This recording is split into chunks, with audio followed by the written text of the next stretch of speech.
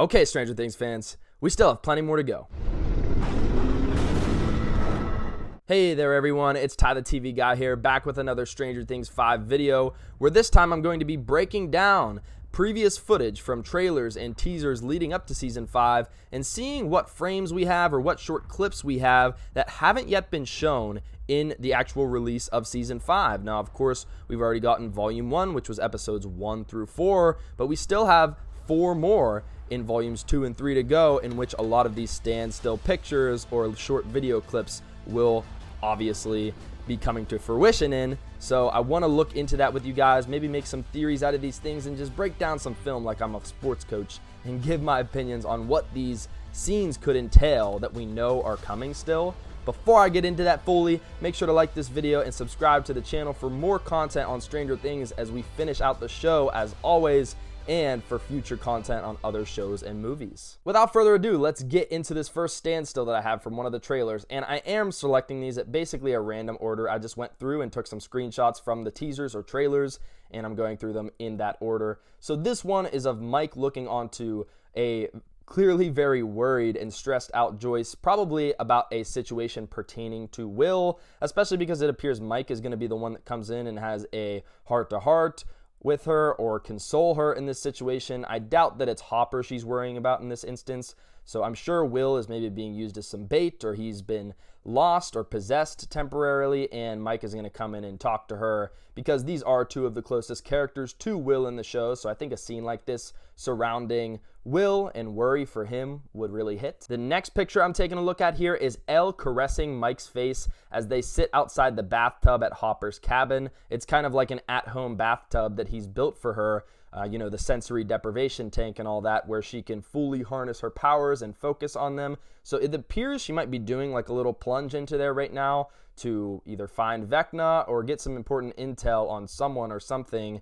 And her and Mike seem to be having a heart-to-heart conversation here. We get a little audio clip of her saying, like, this isn't your D&D campaigns, there's not going to be a perfect ending or something of that nature. And it appears his face is a little bruised up. I'm going to assume at this point that's just from all the commotion that happened downtown in episode 4, Sorcerer. So I won't read much further into that, but I think this is just going to be a good heart-to-heart moment before them, maybe before she, kind of tackles whatever challenge she plans to in this bathtub.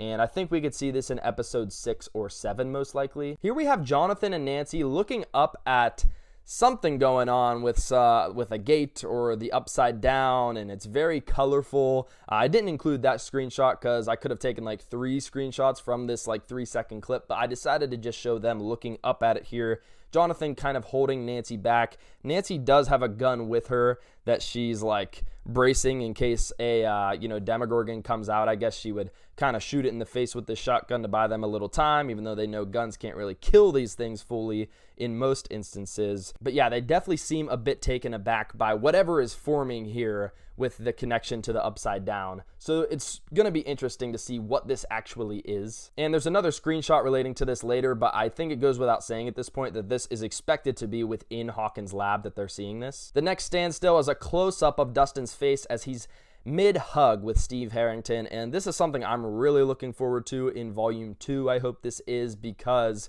we've waited so long for them already this season to be the normal buddies we're used to, and I know Dustin is depressed, and I know Steve may be having a semi-normal response to that, and he's kind of playing that tough love type of thing, and like, I told you so, you got to stop pressing their buttons, talking about the bullies and stuff. So I understand where both of them are coming from, but as I've said in a couple other videos I've released since Season 5, Volume 1 came out, I am a bit tired of that dynamic already between the two. I like the story arc for Dustin individually, but I just wish they were still being more supportive of each other and getting along. But here it appears this may be a scene where there's a big payoff there and they finally have a good heart-to-heart conversation and Dustin gives Steve a big old hug. And I think it'll be a really sweet moment. I don't know if they'll still be fighting all the way up to this scene, or if this is just going to be one of many good moments. I hope that's the case, though. Next, we get this really confusing standstill of this red light, kind of in the form of a wave, being emitted from the top of Hawkins Lab in the upside down. And now we know the visitors, at least, that are going to be going there are Jonathan, Steve, Nancy, and Dustin. Will they set this off? Will they kind of be the catalyst of whatever this reaction or pulse or signal is? I would say yes. Now, what exactly is it? Where is it going? Why is it necessary? Guys, I don't have these answers. It's kind of impossible to predict this. Maybe some people have. I don't know. I wish I was smarter and was able to, but I don't really know what this is. I would think it has some type of connection to the radio station, as a lot of the stuff has, and I'd imagine will continue to. But as far as breaking it down, real in particular, I'm not too sure. Next, we get a Jonathan and Nancy emotional scene. Now, we get some insight in Volume 1 into the fact that Jonathan is planning on proposing to Nancy sometime soon. Do we think he does it here and that's what elicits this type of emotion, or are they just having a good heart-to-heart conversation? I'm going to say it's just a good heart-to-heart conversation and maybe talking about everything they've been through over time. I know we get a voiceover of Jonathan saying that type of stuff, that, the trauma and the things they've been through bonds them together for life. So will it just be a nice moment for these characters to sit down and breathe and have a good heart-to-heart conversation, like I think maybe Volume 1 was missing for most character pairings at times? So I'd be real open to that. Or will it kind of have more of a grand purpose in terms of the plot and Jonathan proposing? I don't know.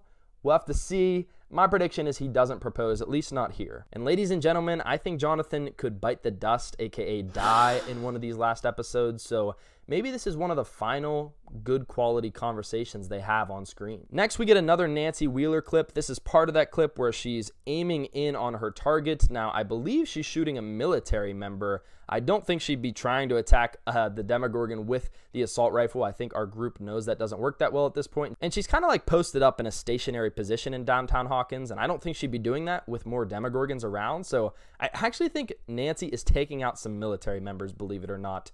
That is my prediction. It's kind of unclear from the video, but I do think it kind of leans toward being a military member a little more likely. And we know that Dr. K is still alive because I'll get to that later. There's another screenshot of her, and Hopper just knocks her out in the Upside Down. And so I'm sure she has more troops to rally and send at our crew and or the monsters. But hey, we got more Nancy walk 'em down Wheeler moments coming. Can't complain as a Stranger Things fan. Next, we get Dustin looking up menacingly at the sky with some red light from the Upside Down lightning kind of glowing down upon him. And then the same thing with Nancy and Jonathan. If they're just looking up at some ominous thunder and lightning, that could be the case. Or is this something bigger? Do they see something crazy in the sky? I'm going to say they're just in the Upside Down, and this is kind of a cool moment to capture for them. They're looking up at the sky with some red lightning. Don't want to overreact to anything here. Or maybe this is them looking at that, I don't even know what to call it, that wave going through the sky outside of Hawkins Lab, outside the top of it. Maybe them looking at that reaction occurring. I don't know, though, because I think they may be the ones to set it off. So I'm going to say this is just them looking up at some red lightning. What do you guys think? Next, we get maybe one of the most important standstills that hasn't been shown yet, and that we probably have good context for what it could be. And this is somebody falling from the sky and apparently, the Upside Down or somewhere in between the Upside Down and the real world, maybe Dimension X, looking similar to where 11 sent Henry/1 before he became Vecna. And I think this is going to be either Holly Wheeler or Max falling back in their attempt to escape Camazotz, as one of the episodes in Volume 2 is titled. So I think that is going to be what this is, and it has to be one of those two characters, I'd think. How exactly they're going to get to this point, I don't know, but I think that is partial context as for what this is and what it reminds me of with Henry being sent to purgatory by 11 back in the season 4 flashback. Here we just have a big group embrace, a big group hug. I think, Jonathan's obviously in the center. Lucas, Dustin, and Elle appear to be members of this hug as well. And I think the one in the middle is probably Will, that Jonathan has his hand on there. It's not super clear, but just giving context clues and kind of who it doesn't look like, I'm just guessing and narrowing down that this is Will. I feel like this has to be from pretty late in the season. I'm going to say like episode 7, once, Jonathan, Nancy, Steve, and Dustin all get back from Hawkins Lab and the Upside Down. Maybe around the time or a little after Elle has done her bathtub thing, because she's still in that like water suit. And I don't know. I just feel like it might be after a traumatic event for Will where they almost lose him. maybe where he's saying run, as we see in one of the trailer clips as well. Here is Elle, who appears to maybe be in the upside down, kind of throwing some debris off of her. So pretty cool here, but not too much insight as to what this is. Here's another explosion seemingly involving military members that I don't think we've seen yet. Obviously, we got the epic grenade throw where he threw 2 grenades from Hopper in the upside down, but this does not appear to be the same thing. I could be tripping, but I don't think they showed this in volume 1 of like military members in a different zone being affected by those grenades or anything. So I think this is a whole new group of military members that are once again going down as the result of some sort of explosion. But it looks pretty epic here. I love the shot of the glass and everything spreading around the room. Here we get the iconic standstill of Lucas holding Max in her hospital gown in his arms in an elevator as a Demogorgon is approaching them, and to boot, he still brought the radio with him. What a goat. And when is this happening? I'm going to say episode 5, 6, the earlier half of this second batch of episodes. And when will Max wake up? That would be really cool if she woke up in his arms. Oh my gosh, bro. Can you imagine that? And I think that low-key has a chance of happening, because if I'm not mistaken, the Escape from Camazotz is episode 6. I actually haven't checked that recently, but I think it is episode 6. And to me, that would make sense with the timeline of when they want her to wake up for. Not too early here, but still so Max has a little bit of a role in the ending of the show. And then the next clip is of Dr. K and another military member. So apparently not all of the military is dead. Like I said, Dr. K probably has some reinforcements here, and we know she's not dead from Hopper banging her head off that desk, because here she is. I know I have not seen this yet, and it appears we'll see her in the right side up for once, rather than that military base in the upside down. As I've mentioned several times, we know because of this clip and another shot of them looking at Hawkins Lab from the other point of view that Steve, Jonathan, Nancy, and Dustin will be at Hawkins Lab and could potentially be the catalyst of that reaction that I've shown earlier, and kind of have no clue what it's going to be. And I think a lot of these interpersonal character moments between these characters could happen while at Hawkins Lab in the Upside Down. And I expect this to be one of the first things we see in episode 5, as they were already planning on going there because Dustin pinpointed it as the center point of that huge wall in the Upside Down. Near the end of episode 4 is when he made that discovery. Here we get another shot of Lucas with Max in his arms still, a Demogorgon creeping right around the corner. Who's going to save the day here? I don't know. Is it going to be Elle? Is it going to be Collie now in the mix? Is it going to be Will? Is it just kind of Lucas on his own with maybe a couple other nurses, and he kind of leads them to an escape because he's the GOAT? Maybe, but I'm not quite sure how he's going to get out of this. I mean, they seem pretty fast, pretty awesome now, those Demogorgons. Well, awesome, evil, but awesome. Next, we have Hopper looking at Elle, I believe, in a kind of like a water suit to go into a bathtub, you know, that keeps all the water out from her, obviously. Very reminiscent, of course, of season 1 when they flash back to the experiments and the tests that Dr. Brenner had her doing in the sensory deprivation tank that they had. A very advanced one there at Hawkins National Lab. A lot better than the little floaty pool bathtub they made for her that was kind of makeshift in season 1, episode 7. Nevertheless, though, it looks like she has a whole suit again, and Hopper's saying, "Let's end this, kid." Now, we've seen with a couple of the Vecna and Will scenes and some other dialogue throughout the season that not all of the dialogue that happens in these teasers and trailers actually lines up with the events going on. So that's not 100% him saying that here, but it seems to make sense with the scene. So I'm going to say that he does say that, aligning with the picture that we actually see here. Next, we get what appears to be Will just like screaming and either having like Vecna's big hand on his face or being tortured some other way with, an upside down organism, whether that's vines or something else, he's in its grasp.